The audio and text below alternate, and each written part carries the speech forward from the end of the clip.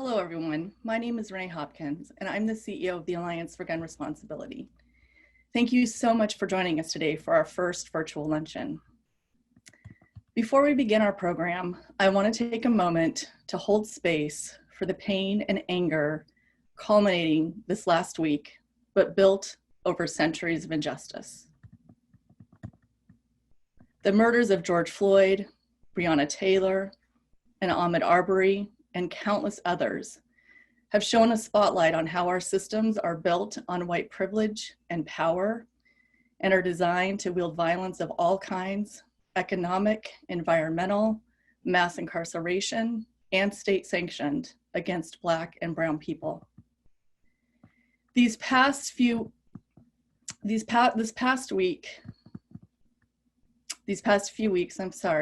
have also made it clear who gets to call for justice and who doesn't. When armed white demonstrators stormed state capitals, threatening leaders and protesting against the so-called oppression of stay-at-home orders, they were met peacefully and called good people. But when demonstrators, led by people of color and their allies, took to the streets to protest the state-sanctioned killing of George Floyd, they were called thugs and were threatened to be shot. We stand in solidarity with those demanding justice. It is too late to bring real justice for the families of George, Breonna, and Ahmaud. Their lives have already been stolen. But it is not too late to root out the injustice and violence that incited their murders and the murders of so many other Black lives. We condemn violence in all of its forms. Far too often, violence comes in the form of police violence, as it did in the case of George Floyd and Breonna Taylor, or in the form of white vigilantism, as in the case of Ahmaud Arbery. And far too often, that violence does not capture our attention, and instead it is excused or encouraged by our justice system. Our goal at the Alliance is to end the crisis of gun violence in our communities, and our vision is a world free from gun violence, free from all violence. We cannot achieve that goal or realize that vision without acknowledging that the history of gun violence and gun laws in America is completely intertwined with white supremacy and structural racism. And in fighting against those, we are also fighting against gun violence. It is our responsibility to fight to root out the racism and injustice that is stitched into the fabric of our country. And as a white woman leading an organization and a movement that so often centers white voices, I must and we must also confront our privilege and our complicity with these unjust systems. We know that this work, the work of being true partners in solidarity, does not start or end with a statement like this.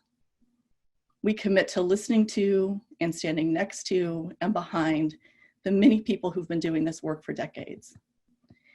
And we commit to continuing to ask ourselves what more we can do and how we can be better, even when it makes us uncomfortable, even when we get it wrong. So today we start our event with heavy hearts, but an even stronger resolve to stay in this fight for true safety from violence for all. We're so glad that you're here. Now, without further ado, we'll get started. I have the distinct pleasure of introducing our moderator, Wier Harman. Wier is the Executive Director of Town Hall Seattle and an all-around all-star. We're so grateful to have him join us. You're unmuted. Give me a thumbs up. Great. So it wasn't very important. Just know that I'm the Executive Director of Town Hall, as Sean said, but I'm appearing today in my role as a citizen concerned about ending gun violence in our society and eager for the chance to understand and consider prospective policy solutions. And so I'm sincerely honored to have been asked to be a part of this conversation. The theme of this event is A Tale of Two Washingtons, which I know was chosen before the coronavirus changed the world as we know it. But if anything, the difference between the two Washingtons has only grown more stark over these last 2 months. This Washington appears to be guided by science and reason, along with empathy, and the belief that our government has a responsibility to protect its citizens. Those values aren't felt as deeply by too many leaders in the other Washington, and you can see evidence of that difference in our approaches to both gun violence and the coronavirus. We're going to tackle all of that today, so I won't take up any more time. Before I introduce today's speakers, we'd like to know who all of you are and your connection to this issue. Please take a moment to answer our first poll question. Which of the following best describes you? I have lost a friend or a loved one to gun violence. I have personally survived an incident involving gun violence. I've not been personally touched by gun violence, but I am deeply concerned about this issue. While we wait for those results, I'd like to welcome our panelists. Governor Jay Inslee needs no introduction, but that won't stop me. Governor Inslee has been a courageous champion of gun violence prevention since his days in Congress. We're lucky to have him leading that fight and the fight against COVID-19 here in Washington. And leadership means a crazy schedule, which in this case means the governor will be jumping off our call a few minutes before we finish here. Next, I'd like to introduce Manny and Patty Oliver. After their son Joaquin was murdered at Parkland High School in 2018, Manny and Patty responded by founding Change the Ref, an organization dedicated to empowering the next generation to fight for their values and impact change. Since then, Manny and Patricia have become inspiring leaders for the gun safety movement, and we're deeply, deeply grateful to have them here today. Next, I want to introduce Renee Hopkins, CEO of the Alliance for Gun Responsibility, whom you've actually already heard from. Beautifully, I might add. So much of Washington State's success on these issues is owed to Renee and the Alliance's persistent and effective leadership. And then finally, in just a few minutes, we'll be joined by Representative Pramila Jayapal. She'll only be with us for a portion of the panel discussion, but she herself has been a fierce and tireless advocate in the other Washington, and we're grateful to have the opportunity to hear from her today as well. All right, then, I think we've got the results of our poll question perhaps ready to present. As you'll see, overwhelmingly, nearly 70% are folks who are concerned about the issue without themselves having been personally touched by gun violence, in what you might call the kind of profound display of empathy that'll be required, I think, for a lot of white allies to demonstrate the kind of commitments that Renee remarked upon initially. 29% report having lost a friend or loved one directly to the issue of gun violence, and only 6% report having personally survived an incident involving gun violence. I can only imagine how difficult and traumatic it is for anyone who's endured that to be able to continually engage with this. And so I want to thank you for being a part of today's event as well. All right, I want to start the conversation by talking about how COVID-19 and gun violence intersect, perhaps unexpectedly. Renee, can you outline how the global pandemic has impacted gun violence?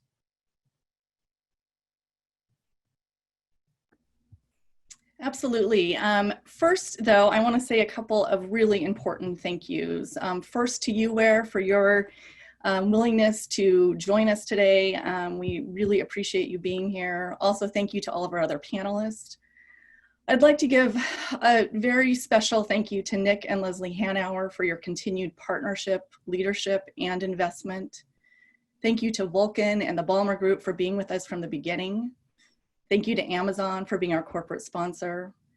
Thank you to my board of directors under the leadership of Meredith Goldstein and Lisa Mannion, who've been incredible supports during this unprecedented time. Thank you to our staff, whose creativity and agility always amazes me.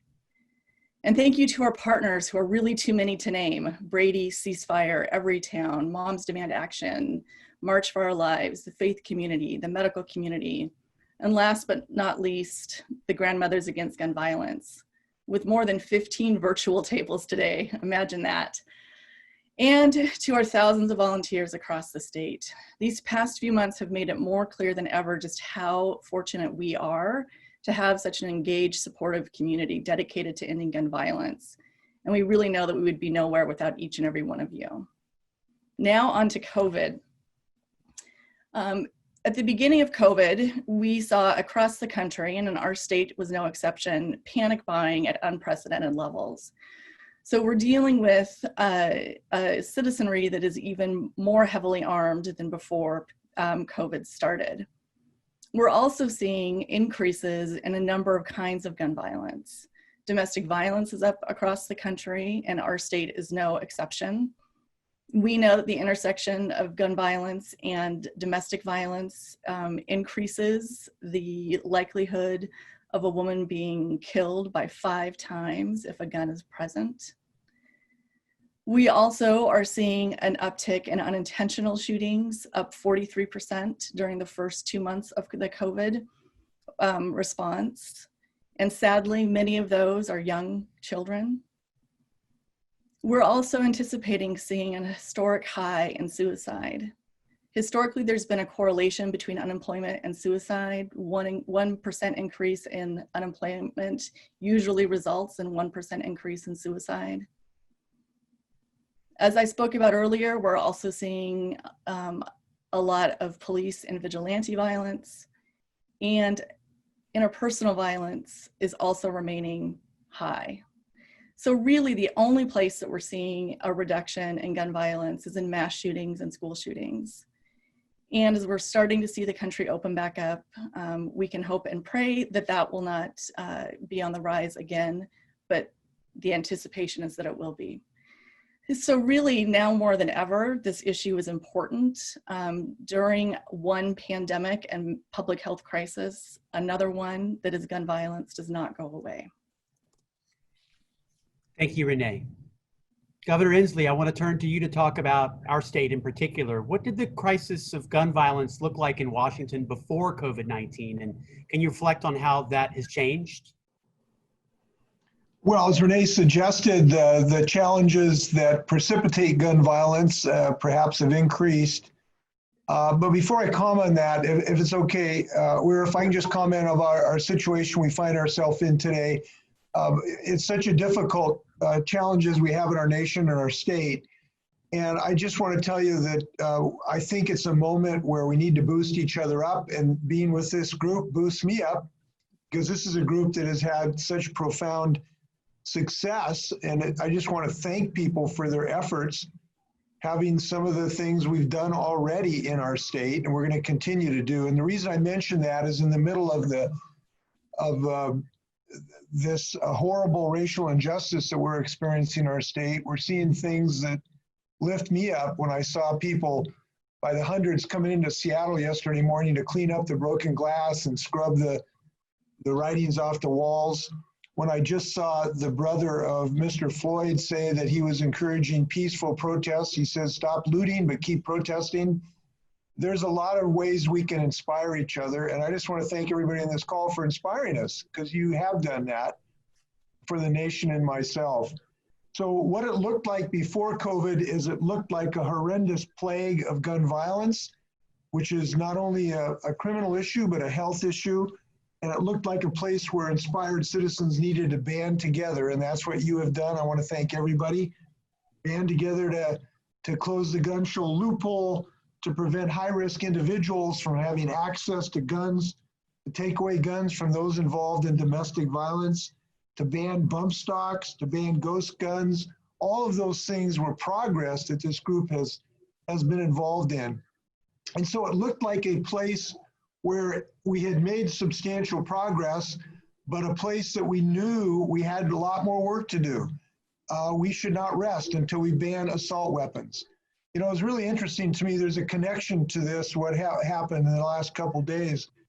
It was prominently shown that when this police car had been burnt, somebody came in and pulled out, it looked like an AR-15 out of the car, a young man. And he was fiddling with the gun, and then another person came in and took it away from him. And it was interesting because I sensed that everybody was terrified that this young man had got a hold of an AR-15, and they were just stunned that that could happen. Well, guess what? That happens legally every day in the state of Washington, and that's why we need to ban these things. And I will remind people of the terror that they felt when they saw a guy steal it from a police car. We should not allow that to happen legally either. So I'm just suggesting some of the events of the last few days ought to continue to inspire us to the steps forward of the additional work that we have to do.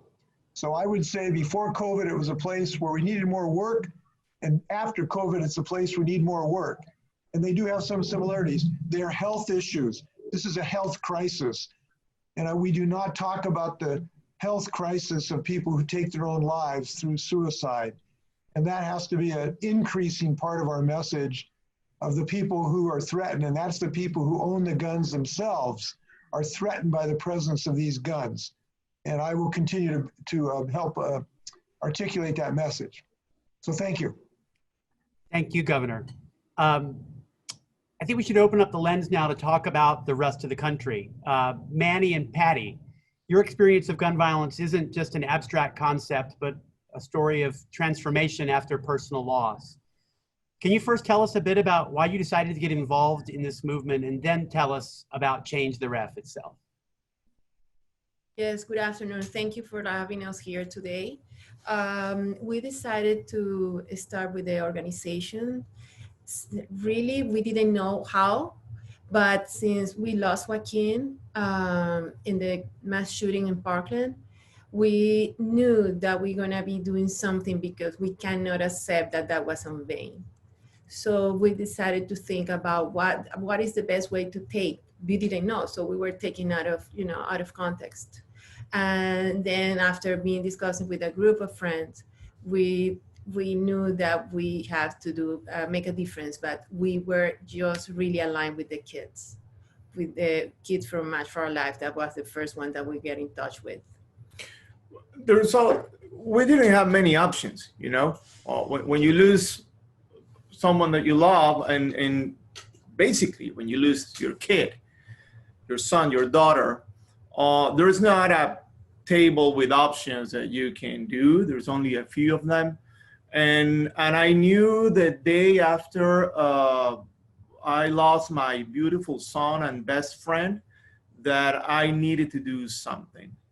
With the time and on a very early stage, I also understood that it was not a school violence problem. It was beyond that. It's everywhere. And then that's why our movement, it's been amplified to every single element inside gun violence. That's why we've been in your state demanding for changes locally. And that's why we've been in LA and New York. And we live in what we call the gunshine state. And some people don't like that nickname, but it applies really, it matches very well with the reality that we live here. Back to the words of the governor, I am more afraid of the legal, easy access to guns that our society is promoting, like the killer of my son was able to do, than the other side of gun violence. This one is the one that we allowed, and this one is the one that it's in our hands to change. So that's what brings us here. Can you tell us about, before I pose that question, I just want to say that while there wasn't any table of automatic choices to make, certainly you had the choice to sort of turn inward and to grieve more privately. But I think that the decision to share your story and to share your passion and courage and energy with the world after this is such a strong choice that not everyone would necessarily be able to make. And I'm not the first person I know to express my gratitude to you for how you've been able to take this tragedy and transform it into positive change. And can you tell us about Change the Ref and the work that you're doing there? Sure. And before I do that, let me very briefly explain you something, and this is going to change our perspective about this. Joaquin was my reason to be alive. Okay? And everyone that is a father or mother here understands exactly what I'm saying. Every day I will wake up, go, work, come back because Joaquin was here. And then Joaquin is not here anymore. But guess what? I consider Joaquin a more powerful reason for me to be alive, doing what I do today than before. So our parenting, our role of parents evolved into something different. Understood. It's hard, but once you discover that, you get the picture. We started this movement. It's called Change the Ref. Ref as a referee. Joaquin loved the game, basketball. That was his passion. And I know after having a conversation with Joaquin that he will always look for a fair game. So no bad calls from the ref will be accepted. And then we, at some point after losing Joaquin, understood that our refs are making pretty bad calls and we don't have a fair game here. Actually, one of the teams is paying our refs to do the calls. And now I'm talking about the gun lobby giving money for campaigns, political campaigns. So I will never trust someone that in any way is aligned with the gun industry as a politician to represent me.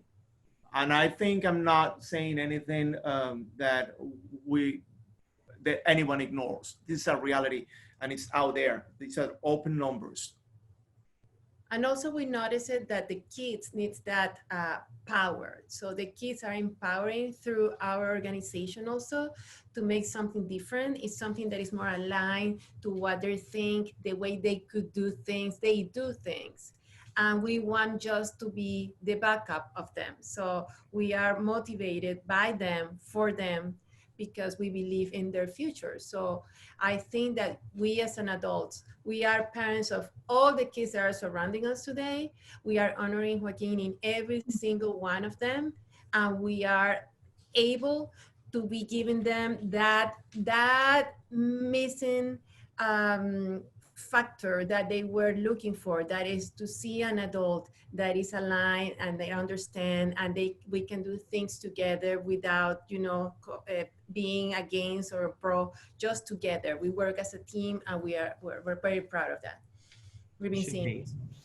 And I've heard a lot about leadership styles and leadership perspectives in my life, but this is the first time I've heard somebody talk about extending your role as parents and turning that into the foundation of leadership and amplifying the voices of the young people and allowing them to sort of be in front of the work of the organization and just supporting them. It's really powerful. Before we move on to Renee, I just have one more quick question, which is about, tell us about what's been going on at the grassroots level over these past few months as the coronavirus crisis has unfolded. And can you talk about what Change the Ref and or other advocacy groups have been doing maybe differently in this context?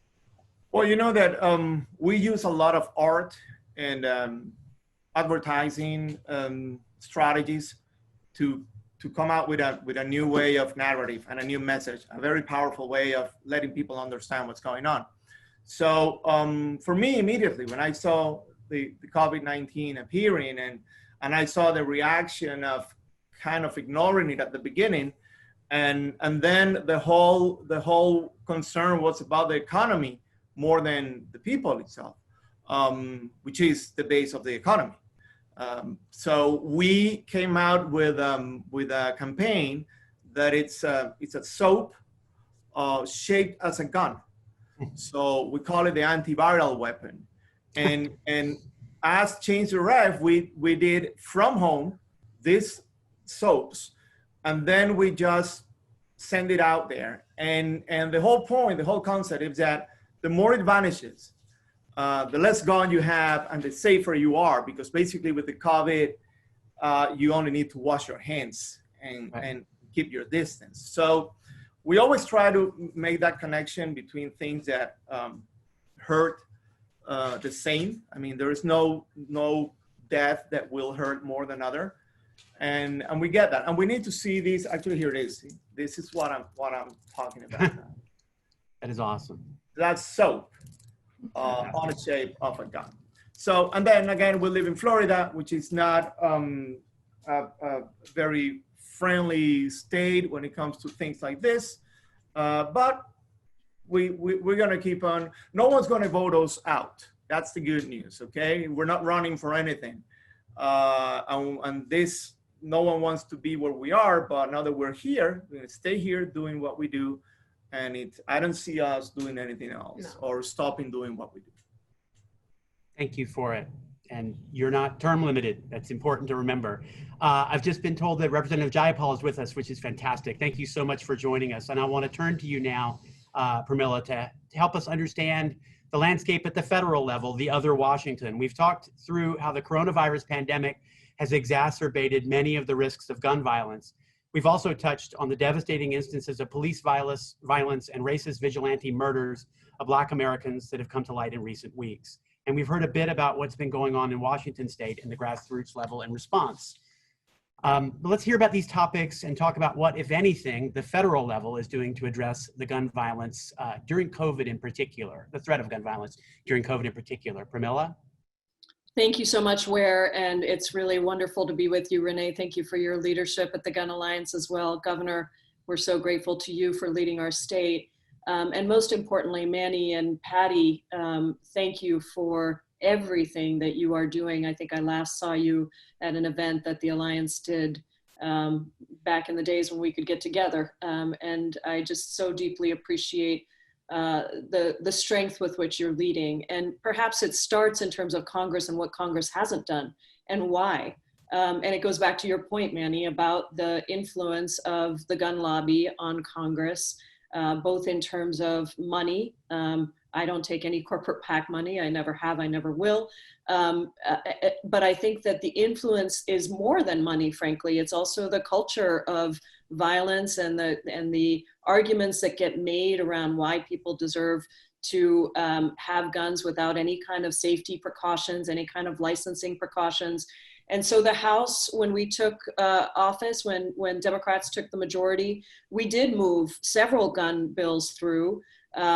And they were, in many ways, in my opinion, frankly, they were the lowest hanging fruit. They were the things that everybody was going to agree should be done, like closing gun loopholes and things like that. We have a number of other bills around safe storage. I have a bill that I've introduced with Elliot Engel. But these are all stalled because we passed them through the Democratic House and the Senate, Republican Senate, has not picked them up. This is not a partisan issue. It never should be a partisan issue. When kids are killed, it's not partisan. When people die, it's not partisan. This is happening across the ideological spectrum. And so we have work to do around corporate accountability and responsibility and getting money out of politics. We have work to do around electing people who are willing to stand up for these things, regardless of what side of the aisle they're on. And we will continue to push for that. I think that in the context of what's happening, and I just got off a very emotional call with my own staff in terms of what's happening right now around violence, I think it's important to say that who has the guns is also something that we will have to take on. I think that in some ways the gun violence movement, and I think Parkland, in part thanks to you all and letting young people lead, and I think young people really understand the dynamic of where violence is occurring with guns in numerous communities, including urban communities. It's not just in schools, as you said, Manny. And so how do we really use this movement that has been built around gun violence and stopping gun violence to really understand that there's gun violence happening in a lot of places. And some of it is sanctioned violence with guns, with our law enforcement individuals. Of course, not every law enforcement person is bad. That's not what anybody is saying. However, when we look at the issue of gun violence and who is dying and who has guns, these are important issues we have to take on, and we have to diversify our movement for gun violence so that it responds to the issues of deep trouble that we are seeing erupting across the country right now. What we're seeing in the streets isn't also just about the murder of one man. It is about constant murders, extrajudicial killings. It is about the deaths that happen when people don't have access to healthcare, or what happens when there's despair around jobs or income. It is a deep confluence of factors that is built into our country's, unfortunately, built into our country's institutions. And so unless we're willing to think about how we take all of that on, I think we will continue to see gun violence killing people, not only in schools, but in our urban centers. And I think that is the challenge that we have to start getting comfortable as well, talking about and thinking about how we diversify this movement, how we think about guns in the hands of different people that still have to be responsible, even if they're given the authority and the responsibility to serve and protect and to keep us safe. And so I hope that, you know, as we continue the conversation, we think about this in a much more expanded way, in the way that COVID, frankly, is forcing us to think about all kinds of issues. Things needed to be done even before before COVID happened. But now, in the time of COVID, we're also facing an increase in the purchase of guns across the country. Domestic violence agencies that are working overtime to try to address the issues of women who are facing increased violence and survivors of violence who are facing increased challenges. The incidences of domestic violence have gone up substantially during the time of COVID, and the purchases of guns have gone up dramatically during the time of COVID. So we are also pushing to get some of those things included into our COVID relief, that we have to recognize that isolation and staying home, which we desperately need to beat the virus, also has brought us some other challenges that we also need to address. And so I think that, you know, we are looking at a series of issues around violence in general, around COVID in particular, and around guns and race in particular in this moment. I kind of feel like everything has come together in the most awful of ways, in spite of leadership from important people in our state, like the governor. We are in this place where there's just a lot of despair. And I think the one thing we can learn from you, Manny and Patty, and many of the parents that I have met who have come to my office, and we've cried together and we've prayed together and we've gotten angry together and we've pushed legislation together, is that it is that very acting in the moment of deepest crisis and the moment of greatest pain that is the time that we can make some progress. And so my hope is that the leadership that we've been able to show in Washington State with our ballot initiatives, really leading the way, the Alliance for Gun Responsibility really leading the way on those, but also in terms of some of the things we've done around Initiative 940, De-Escalate Washington, in terms of the Supreme Court, the Washington Supreme Court's actions around, you know, getting juries to not have discrimination in jury selection. Now we have to take this even to a higher level, both on our fight at the federal level, but also on our local level. And I've been speaking to my labor brothers and sisters, who I'm very, very close to, about how we address the issue of violence that comes from some of our law enforcement agencies, and how important it is to think about this moment in terms of the rage and the pain that people feel. So we will continue to work on all of those things at the federal level. We have, as I said, already passed some bills, but we have several more that we want to continue to push forward, including the assault weapons ban, including the safe storage bill that Elliot Engel and I have introduced. But we also need to get these other bills passed, and we need to have action taken that doesn't weaponize weapons, doesn't weaponize the culture of violence. And so we're grappling with all of those right now. And in addition to that, the protections of particularly survivors of violence who are essentially isolated in even bigger ways, forced to stay home and be at the mercy of their assaulters. And so those are all the issues that are in front of us right now. And we're just so grateful to you, Manny and Patty, and to the Alliance for all of the work that you're doing to help us lead in this moment. And I'm so proud to be from Washington State, which has been leading on the national level and will continue to do so, I know. Representative Jayapal, I know you have to go, but if you've got time for just one quick thing, you alluded to a couple of legislative initiatives that are happening at the federal level right now. Beyond support for those, or including support for those, what's the best way for regular advocates like us to lead change on gun violence prevention at the congressional level right now? Give us some marching orders, if you will. Well, I'm an organizer, and so I believe that change happens through organizing. I believe that the reason that we have some of the best immigration laws in the country in Washington State is because we started organizing and we pushed for them, and we've got leaders who responded. And so I do think that pushing on the local, state, and federal level is important through, I mean, we can't call it street advocacy right now because we're not in the streets, but we're still online. People still have a voice. And so lifting up the stories of people that are affected and trying to make that storytelling as diverse as possible. This isn't just about people who are killed in one place or with one type of weapon. This is about a culture of violence where particularly Black and brown folks, frankly, and particularly Black folks, as is being lifted up in this moment, are at the forefront of being murdered. And so we've got to be talking about that. And I would just ask everybody to think about how we build our coalition more broadly and more diversely.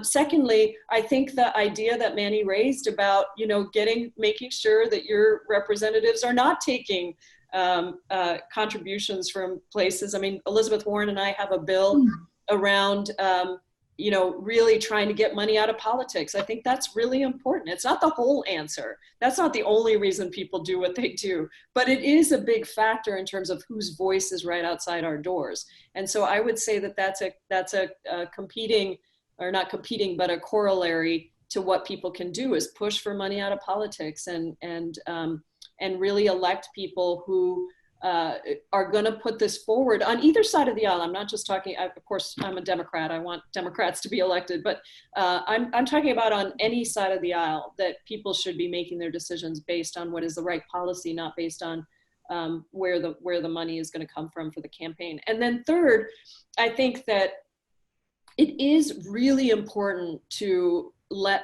young people lead. They're not just our future. You know, I hear people say all the time, oh, you're our future. No, actually, they're the present. They are the present. They are the reason that gun violence got elevated to the level it did because young people refused to take no for an answer. And frankly, it hasn't been beaten out of them that they're thinking too big yet.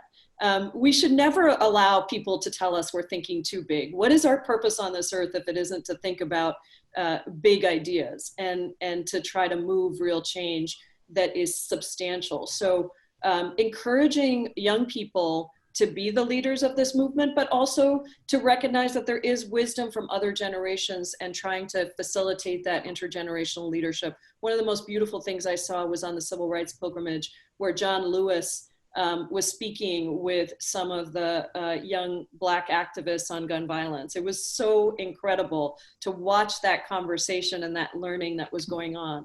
So thank you again to Manny and Patty for encouraging that and for putting that front and center. And thank you, Representative Jayapal. We know you're going to probably ditch us in just a second. So thank you again so much for being with us. Never ditch you, always with you. Always with, even when, you know. So I want to swivel into our Q&A session, everyone. And as you might imagine, we've got a backlog of questions for just about everybody, but I'm going to start with Governor Inslee. Roberta asks, Governor, could you talk about the influence of the gun lobby in Washington State? Well, obviously, it is unfortunately significant. It is demanding of members, and that works to be demanding of legislators. And it is politically powerful. And it has unfortunately been successful to allow a very small number of our citizens to hijack and hold hostage the rest of the state. And it is a relatively small minority, as the initiatives have suggested, that we have now passed with overwhelming success.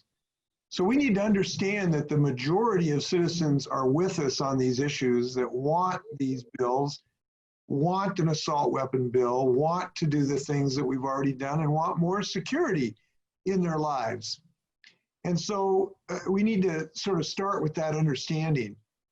But we do have to understand something else too, is that there are voters who support this, but they are in the minority. And that means we have to get people to vote. And I think that one of the things that we all have to focus on, just on sort of a strategic basis, is we just have to have more people to vote. Because the more people vote, the more of these initiatives we're going to win. And the more people who vote, the more legislators we will elect, because more people share our views than the NRAs.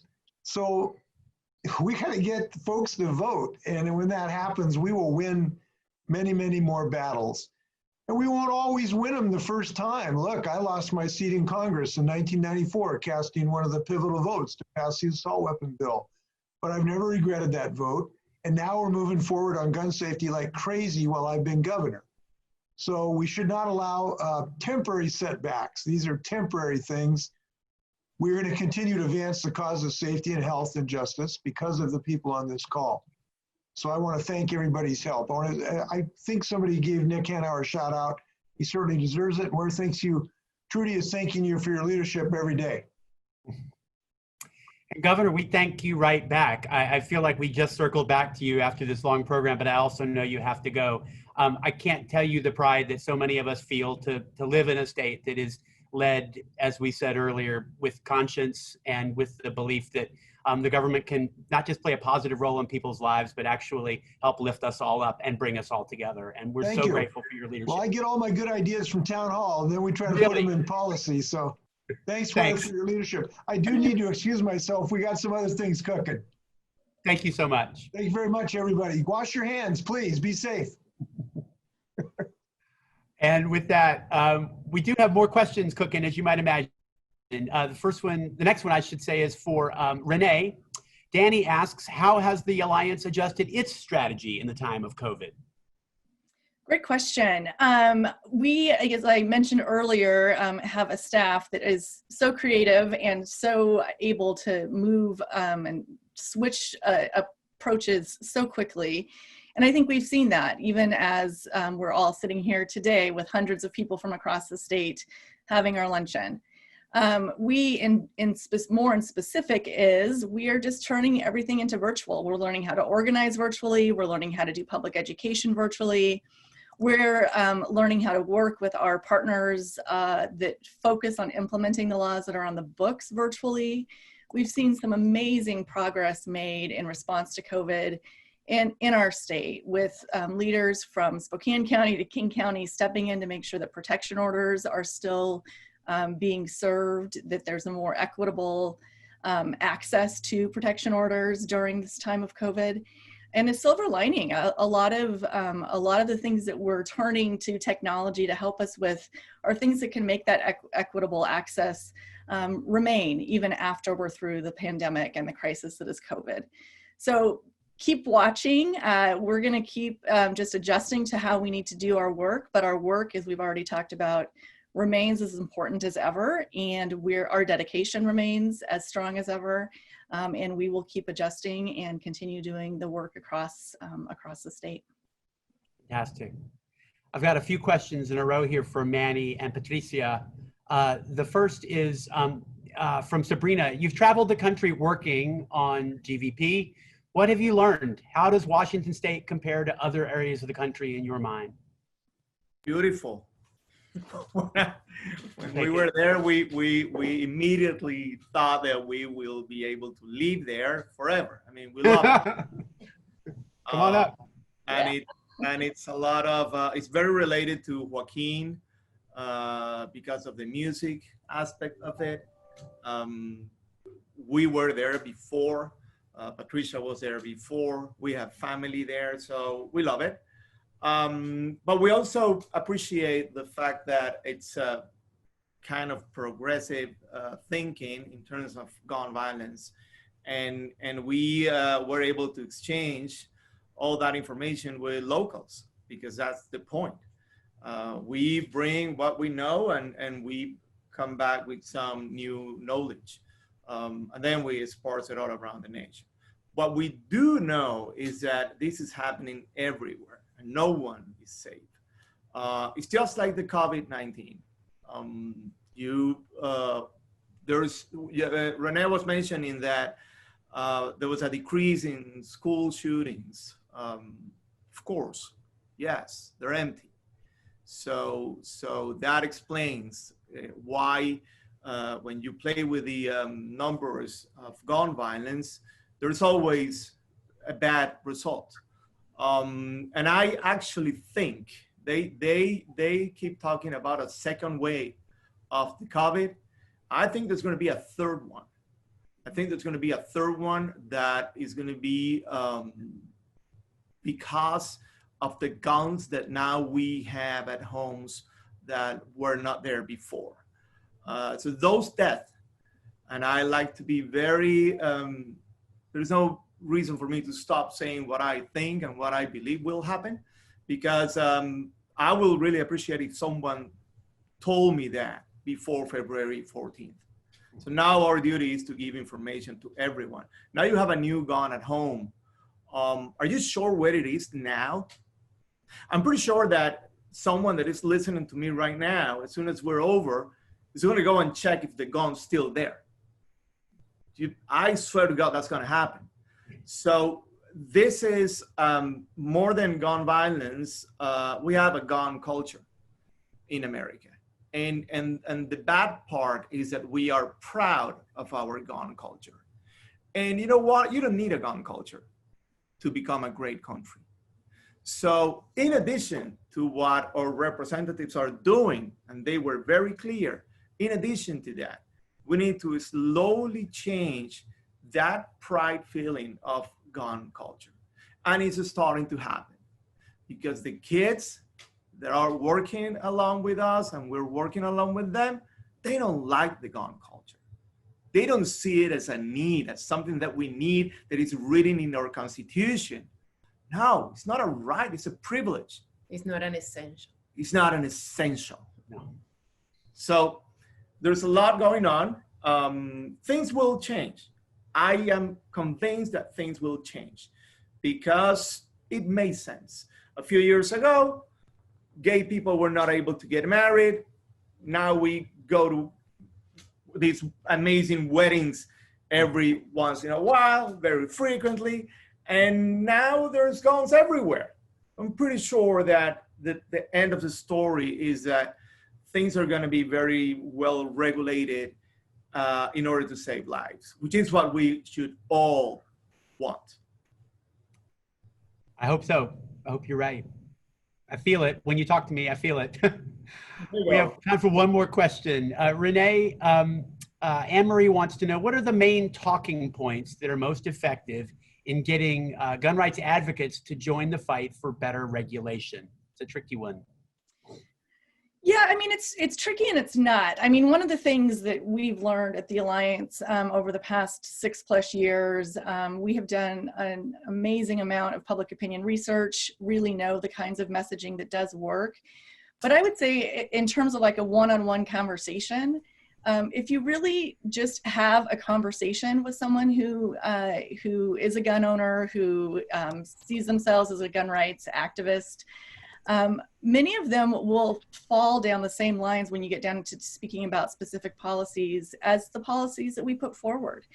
So I think part of it is just, you know, not being afraid to actually have the conversation. I've had conversations with numerous people who've served on panels on the other side. And when you get down to it, you know, most people just want their children to be safe, want their families to be safe. And really focusing on what responsibility means, I think, is the most effective way to do that. Thank you. Maybe it wasn't so hard after all, you're right.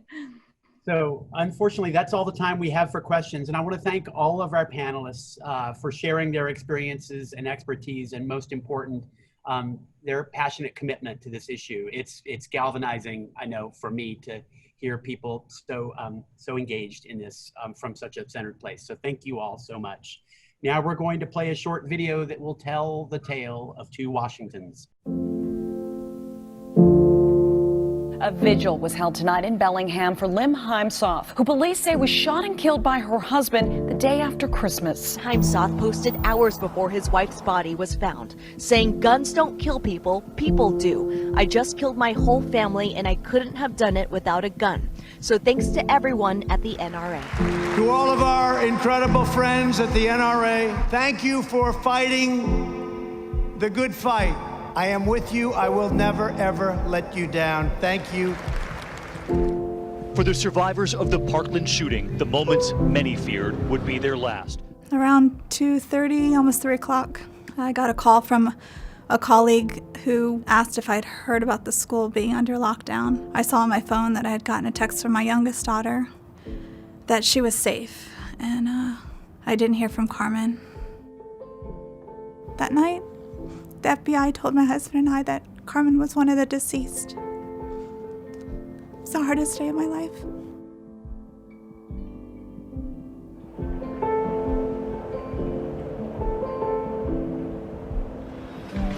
It was chaos, eyewitnesses say, in Dayton's historic Oregon district.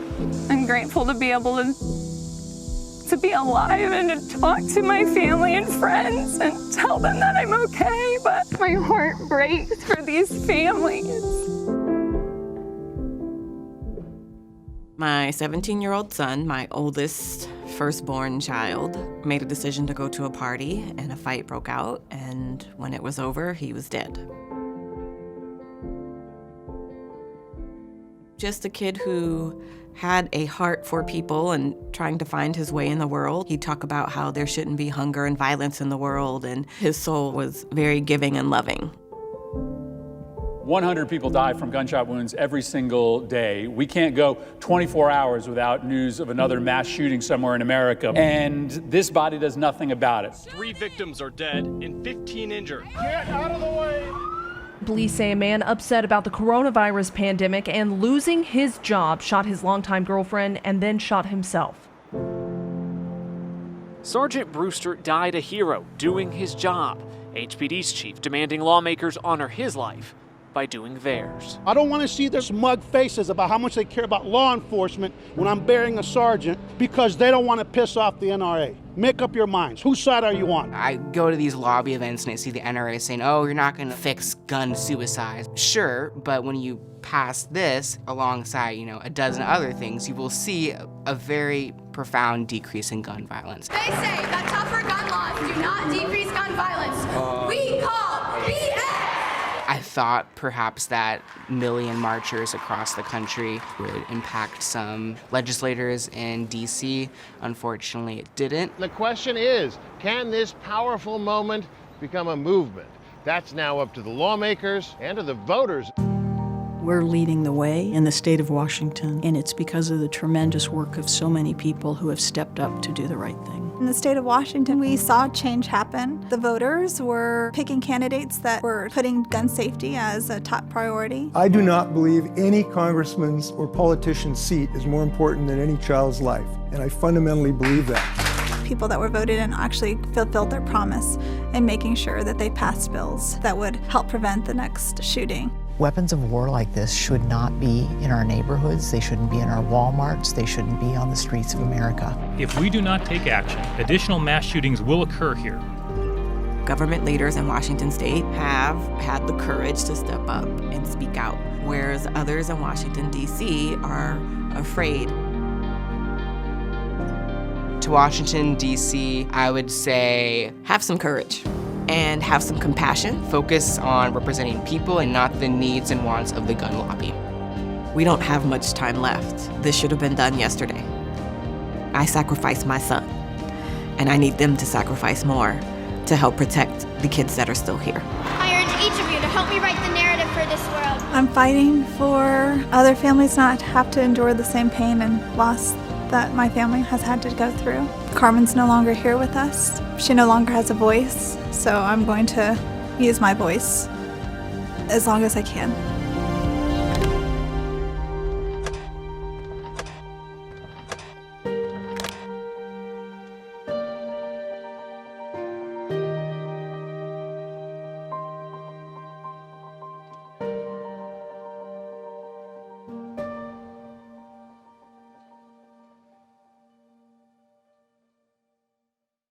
When we started this meeting, I was impressed with the people that were listening to us and why they were here.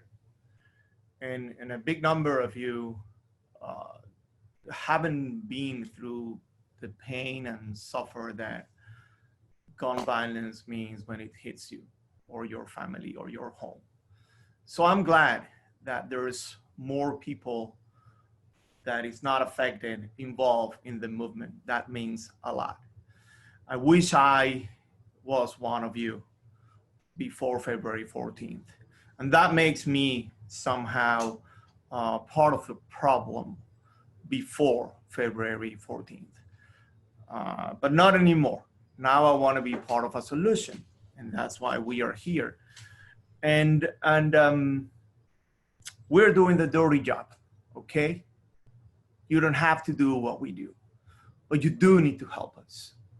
And my understanding is that Alliance for Gun Responsibility needs support, needs financial support. Actually, they need $1 million, and they're down by 200,000. So we can reach that goal. And I also have heard that today there is a major donor that will match 2-to-1 any donation that you make. By meaning that if you donate $500, it's going to turn into $1,500. And let's not talk about dollars anymore. Let's talk about lives. This is not about our beautiful son Joaquin that is behind this image. It's too late for us, but it's not late for you. We fight for your kids. We do the dirty job. We travel, we scream, try to stay on the other side.